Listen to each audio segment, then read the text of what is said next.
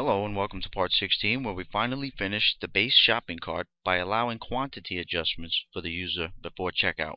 So what we're going to do is go into this quantity box and we're going to put a form tag, and inside that form tag it's going to have an input text field, and then that will allow them to change it by giving them an input text field where that number is inserted by default dynamically. Then right next to that input text field you have a little button that says change. Now some of you may opt to use JavaScript, and in JavaScript what you can do is use the onChange event of that input text field. So when you put an input text field there with a form, you can have an onChange event for that text field. That way, right when they change the number in it, it will perform a JavaScript function. You can do whatever you want from that point, but I'm not going to be showing that in this lesson series. We're going to stick to raw PHP and mySQL. I know how to use jQuery, I know how to use JavaScript pretty well, but I'm not going to be going into it because it's really just more about user interface. What I'm showing is more about the back-end programming. Alright, so let's go into cart.php, into section 4, render the cart for the user to view on page, expand that code. Down here, let's go into the dynamic table row assembly. For now, we'll just comment that out. We'll copy it, put a line break there, pop it back into place. For now, let's just remove that. And we're going to copy this form here that we have already established for the user to delete the item from the cart. So let's copy that and put it into this new table cell we have here. We're going to change some things up. We're going to leave the form action to cart.php, the method to post. The input name for the button could be adjust button. It'll have a unique name for that button. And remember, that's just the input button, so you don't really have to worry too much about what the name is on that. And the value can be anything you want. I'm just going to put the word change. So that's my little button. And here I can actually put a line break on these so you can see it better. So there's the form tag, the opening form tag. And here's the first input, which is a button. Here's an hidden input field, which we're going to need that. And there's the closing form tag with the closing TD tag. So this hidden field, we need this. We got to make sure it's item ID instead of the the index variable. So let's just change that index variable to item ID, and let's rename this item to adjust. You can name it whatever you want. It makes most sense to you. Item to adjust quantity, or whatever you want to name it. I'm just going to put item to adjust, and that's the variable I'll pick up to know which item in the cart is the one to be adjusted. Now you need one more field, and you want to put it in front of your button. So let's go above the button and place in a text field. You can go, if you're in Dreamweaver, you can go up top to the Forms tab, click text field there, and the name of it will be, I guess, quantity. The value, let's just put the XXX for now. Size, I'm just going to put 1. Max length, 2. Because, if you wanted to let them buy 999 pieces of one particular item, you can make this a 3. If you want to only allow them to buy 99 of one particular item, you make this a 2. If you only want to allow them to buy up to 9 of one particular item, make this a 1. Now I'll make it a 2. That way they can buy up to 99 of one particular item, but no more than that. I'll press OK. And this value, the XXX there, you're going to change that to be this each item quantity variable that we commented out right there. So now you have everything you need to be posted to a little PHP block we're going to add up top, like we've been adding all those other PHP blocks to handle the programming. We'll add one more, and it's going to be looking for this variable of item to adjust, this hidden variable of item to adjust. And we'll also be able to access the quantity variable. That way we can adjust the quantity for that item in the array. We're going to go and write some PHP up top. Let's take this variable, item to adjust, maybe put it in a notepad file somewhere or something, so where you don't lose, or if you have a good memory, just hold it in your head. I'm going to throw it in a notepad file. both of those variables. That way I know exactly what I'm looking for, so I can scoop it up. Now I'm going to collapse section 4. And I'm going to have a new PHP block up top here. So let's see which one of these is real small. I think section 2 is nice and small there, so I'm going to copy that whole section 2, just the PHP block from section 2, and right under section 2 I'm going to pop it in again, the copied version of section 2. I'm going to name it section 3. The one that was section 3 is going to become section 4. Section 4 is going to become section 5.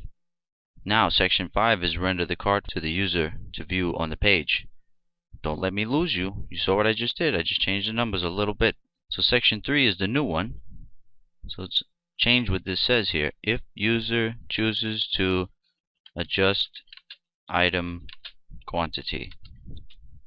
Now you go in here, expand that, change this code. You can just remove that altogether. Now you have a little if condition nest, and we're just going to change this to post because we're looking for a posted variable. Change this to post as well, and the variable we're looking for is item to adjust.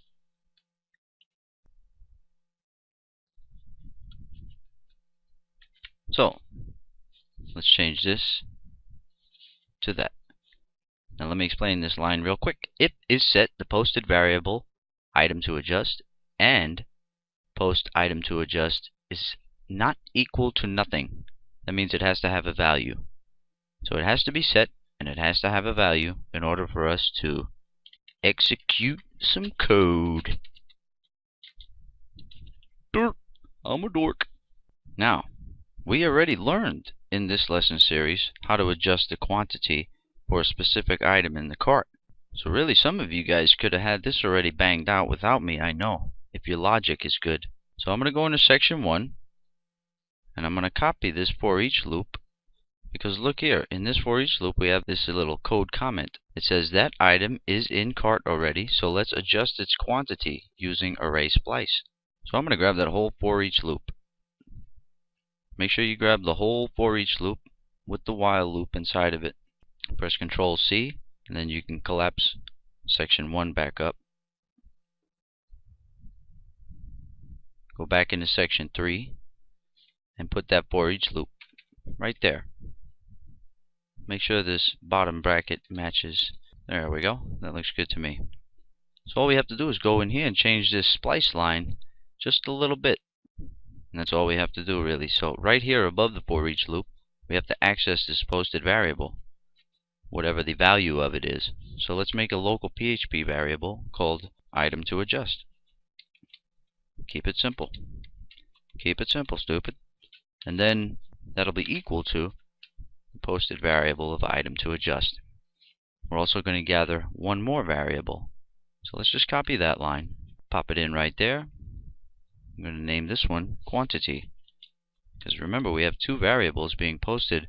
When this item ID to adjust variable is going to be set, we'll have two variables that we can access, the item to adjust and the quantity that they want to adjust to for that cart item. So let's just name this quantity, and we're going to gather the posted variable of quantity from the little form. So within the for each loop, we can place that in the array splice function.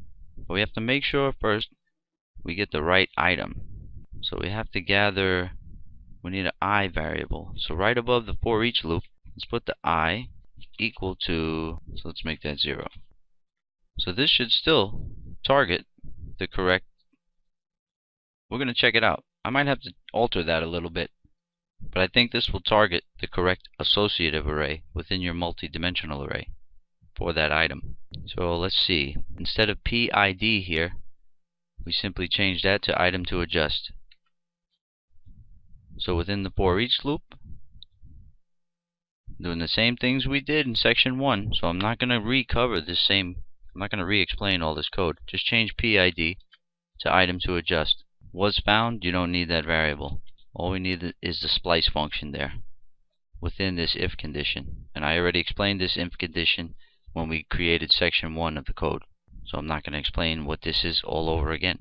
I'm not going to explain array splice all over again because I already did it. All I'm going to tell you is quantity inside of your associative array, where we're going to use array splice to adjust it. instead of each item quantity plus 1, we can just make this the dynamic variable of quantity. It's very simple. So take that each item quantity plus 1 and change it to quantity. And then you just continue to let the page load, and the cart will render correctly with these new adjustments. So let's make sure everything's cool. Oh, see this PID? I didn't change it right there. So let's change that PID to item to adjust. Okay, that looks good to me. I'm going to test it all out. Let's add the black hat. Hello, black hat. Let's add the black jeans. Hello, black jeans. Let's add the purple shirt. Alright. Now I'm going to change the quantity for the purple shirt to 3. Change. You can see now it says 3. The page already reloaded in a split second. Nobody can even notice it reloading almost. And now the value total is 30. Cart total is 50. If I change the black hat, I want 4 of those. Change. See? And it happens so fast, you almost can't even notice the page has reloaded. All totals are different now. So I think that's pretty efficient. But as you can see, man, this is lightning quick. I'm going to add 48 of these. See? 480 bucks. Cart total is perfect. Let's remove that item now. Look, everything's working great, huh? Okay, so let's see where we're at. Let's close this code up, collapse it, and now we have 5 sections of PHP block. Very simple. And the cart is pretty much complete. All we have to do now is discuss PayPal and its IPN programming. So in the next video, I'm going to talk all about PayPal. Being a PayPal merchant, what kind of account you need, how to get the IPN script going on your account, the cart variables, all the things we need to send to PayPal to let them know all the items and quantity and things like that. So stay tuned for part 17. We're almost done. We're very, very close now. It's so close I can smell the finish line.